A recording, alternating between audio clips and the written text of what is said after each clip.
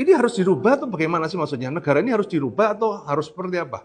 Dengan pijakan itu kita menilai bahwasanya Indonesia yang saat itu ya, pemikiran saat itu Indonesia yang berdasarkan Pancasila, Undang-Undang Dasar 45, itu sama sekali tidak sesuai dengan Islam yang lama tadi, maka harus diganti.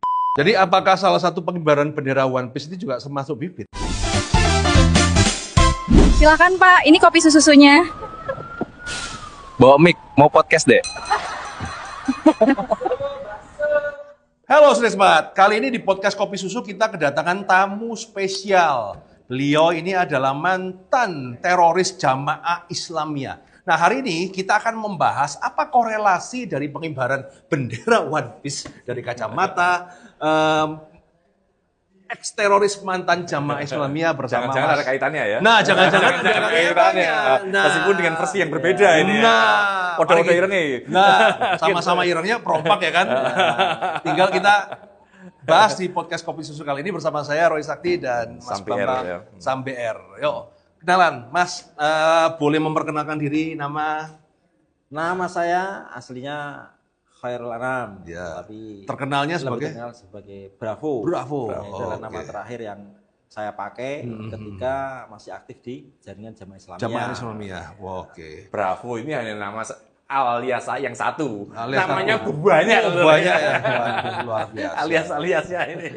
Nah, Anda masuk di Jamaah itu aktifnya periode tahun berapa ya, Mas? Kalau di Jamaah sebetulnya kan sebelum 93, Iya. karena lahirnya Jamaah Islamiyah itu kan 93. Yes. Saya sudah masuk di NII. Oke, Gerakan Ya. Islam Indonesia. Ketika 93 Invisol, Bung Sungkar mendirikan ataupun memisahkan diri dari NII ke Jamaah Islamiyah. Iya. Selang beberapa saat kemudian saya ikut aktif lagi ataupun ikut. Itu berarti kalau kayak Dokter Asari, Amrosi itu kakak kelas atau satu liting itu? Kakak Kelas ya. Oke. Nah, Anda beraktivitas begitu tuh sebenarnya awal muasalnya kok masuk di komunitas itu tuh gimana sih, Bos? Ya, karena bapak saya sendiri selain bapak biologis, Ya, juga termasuk bapak ideologis. Ideologis ya, juga secara dari otomatis, ini ya. Ya, mengikuti apa yang diomongin Bapak Anda gimana? Ini Indonesia harus bagaimana itu? Oh, enggak seperti itu. Oh, enggak seperti itu ya. Tetap ya alami saja. Alami Enggak aja ada ya. doktrin-doktrin seperti itu enggak ada. Jadi sebenarnya ketika saya ingin tahu nih sebagai Ya. teroris, kacamata pandang Anda itu adalah ini harus dirubah atau bagaimana sih maksudnya? Negara ini harus dirubah atau harus seperti apa? Ya, waktu itu kita berpikir semuanya harus expert ya, semuanya harus ideal. Semuanya harus sempurna. Sesuai dengan syariah Islam ya. Sesuai dengan perintah di dalam Al-Qur'an. Yes. Ya ayyuhalladzina amanu dukhulu fisilmi kafah. Wahai orang-orang yang beriman, masuklah kalian ke dalam agama Islam ini secara keseluruhan. Artinya secara kafah itu menyeluruh, secara lengkap total dari segala sisi. Makanya termasuk dalam urusan mengatur negara, dalam bernegara, berbangsa, akan seperti itu. Itu makanya dengan pijakan itu kita menilai bahwasanya Indonesia yang saat itu ya, pemikiran saat itu Indonesia yang berdasarkan Pancasila, Undang-Undang Dasar 45, itu sama sekali tidak sesuai dengan Islam yang lama tadi, maka harus diganti. Iya. Oke. Caranya ini yang muncul cara dari ideologi itu akhirnya muncul teknis, strategi. Cuman akhirnya langkah terhenti ya. Dan aku dengar sampai ketangkep 2 kali ini berarti kan S1 kurang, imbuh mana yang S2 gitu kan ya. Nah, sebetulnya yang kedua ini kasusnya kasus lama. Kasus lama ya, tapi terangkap lagi ya. Jadi saya ketangkep 2015. Kasus yang kedua ini kasus tahun 2008, tahun 2008 2009. Artinya kasus sudah sangat lama. Nah, yang saya ingin tahu ini adalah ketika Anda tertangkap, ya kan? Anda mengalami penyiksaan karena kan biasa kalau kita kan lihat kalau di film-film itu kan untuk ayo ngaku distrumi. Nah, itu kan kalau bagaimana wakil dari pemerintah Indonesia di mana ini adalah Densus Anti Teror 88 dalam memperlakukan Anda sebagai seorang teroris. Ya. Jadi sebagaimana JA mengalami transformasi, perubahan pemikiran dan sikap. Kita amati ataupun kita lihat di Densus juga demikian. Saya bisa bilang seperti ini karena saya mengalami 2 fase tadi. 2 fase ya. Jadi Densus mulai awal mula lahir sampai periode 2018, 2017, 2018 ini memang brutal. Transformasi juga. Brutal. Kalau Ustadz Abrusdan pernah bilang itu mungkin patung saja di hadapan mereka itu bisa ngomong. Wah, Nah, itu bisa dipaksa ngomong bisa gitu. ngomong sendiri ya, itu. Tetapi 2018 ke sini sudah humanis, sudah artinya nilai-nilai Lebih manusiawi ya. Nilai Indonesia sudah ada kemanusiaan. Kemudian makanya kemudian terjadi dialog antara kita sama pihak Densus, ya, dialog ilmiah ya, ilmiah, saling tukar pandangan, tukar pikiran. Karena waktu itu ataupun sebelumnya kan kita memandang pemerintahan ataupun Ceko Densus 88 ini adalah tohut. Sementara teman-teman Densus menilai kita adalah khawarij. Ini kan nggak bisa ketemu. Artinya kalau misalnya nanti saya punya anak, saya tularkan ataupun saya wariskan nilai-nilai saya, kemudian teman-teman Densus punya anak juga akan menularkan ataupun mewariskan nilai-nilai mereka, akhirnya kan ini nggak cocok, malah tidak akan pernah ketemu, dan iya. tidak akan selesai. Dan yang diuntungkan tentunya ini adalah pihak ketiga yang memang menghendaki Indonesia ini tidak baik-baik saja, kan seperti itu. Oke. Nah, sekarang yang saya ingin tahu adalah momen ketika Anda mulai berbalik arah itu ya. Momennya itu seperti apa dan pemikiran Anda, wah ini ternyata cara saya ini nggak bisa nih, harus ganti haluan ini. Kira-kira apa nih yang menyebabkan itu?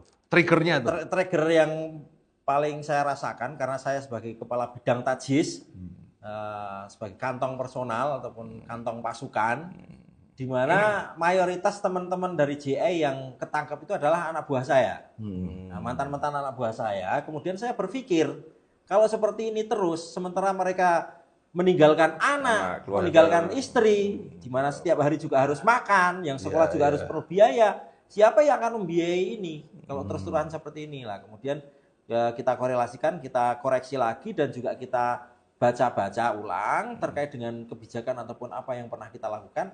Ternyata memang betul landasannya itu dari kitab-kitabnya Imam Ibnu Taimiyah, Imam Ibnu Qayyim.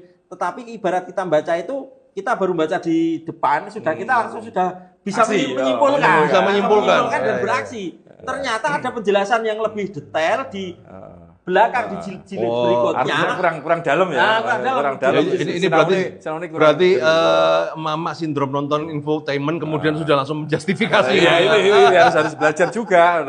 Kalau cuma sekedar melihat permukaan, gak dalam, dampaknya itu jadi teror. Iya, dampaknya mama pun jadi teror. Teroris itu ya. Teror ke bapak-bapak. Nah, sekarang dengan Anda sudah bebas ya kan, sudah bebas ini. Nah, kemudian Anda malah sekarang ini kan berperan serta kayak datang ke sini untuk mensiar lah ya kan, untuk mengedukasi masyarakat. Nah, ini goalnya apa sih? Ya, kita mengharapkan agar supaya tidak tumbuh lagi ya, bibit-bibit ataupun ya bibit saja jangan sampai tumbuh. Artinya kita menghendaki apa kesalahan-kesalahan kita yang masa lalu sudah kita lakukan itu terulang kepada generasi-generasi berikutnya. Ya. Banyak mudorotnya ternyata ya. Ternyata banyak. Ketika hanya melihat permukaan itu banyak mudorot. Jadi apakah salah satu pengibaran bendera One Piece itu juga termasuk bibit? Dalam tanda kutip bisa jadi. Bisa jadi ya. Ketika itu dibiarkan, kemudian mungkin ada pihak ketiga yang menilai ini ada menyusup, ini ada peluang untuk bisa menjadikan Indonesia chaos dengan One Piece ini ya. Karena tadi saya sampaikan bahwa One Piece ini adalah salah satu bentuk perlawanan juga. Kalau ini dibiarkan, ini kan sebenarnya dasarnya kan anarkisme, jadi pemahaman anarki. Anarkisme itu menolak keberadaan negara sebenarnya. Kalau dibiarkan akan muncul jadi anarko. Anarko ya jadi teror. Seperti itu. Ya tapi Pak Prabowo aja nggak apa-apa kok, ekspresi gitu kan. Nah, cuma mencegah. Oke, cukup menarik nih. Mas Babang ada yang mau tanyakan lagi nggak? Ya, tadi saya sampaikan apa sih sebenarnya yang diharapkan Mas Bravo kepada negara terkait dengan harapan-harapan Pak Mas Bravo lah.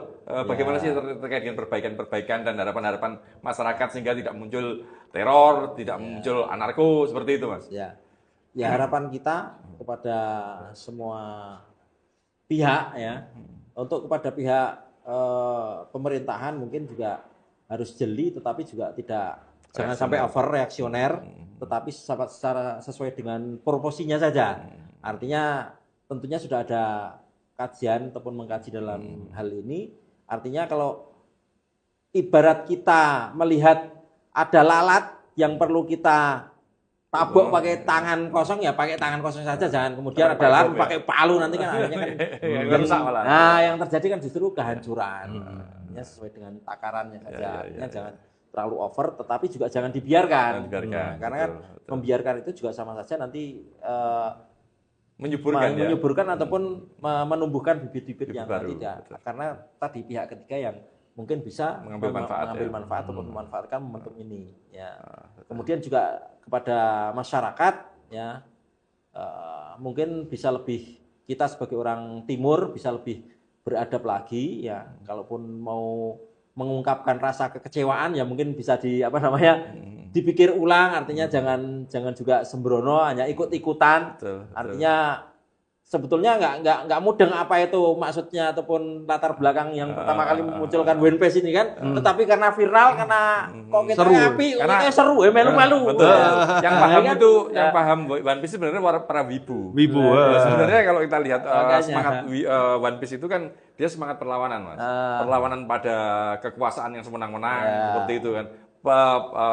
Perlawanan pada bajak laut yang korup, seperti itu nilai-nilai itu sebenarnya perlu gitu loh. Tetapi caranya, benar Mas Bravo tadi, caranya harus lebih elegan lah. Oke, thank you teman-teman semuanya. Semoga ini bisa bermanfaat ya, dan semoga terus mengedukasi, jangan lelah untuk mengedukasi, Mas. Siap. Dan buat teman-teman juga jaga kesatuan ya, walaupun ribut, walaupun pejabat kita semua didau begitu, tetaplah ini Indonesia ini ya tetap satu-satunya yang kita cintai ya. Ini sudah 80 tahun ya? Sudah 80 tahun ya. Masa mau pindah negara kan? Ya enggak juga ya kan. Nah, maka dari itulah teman-teman, sukses selalu untuk Anda semuanya. Silakan Pak, ini kopi susunya. Bawa mic, mau podcast deh.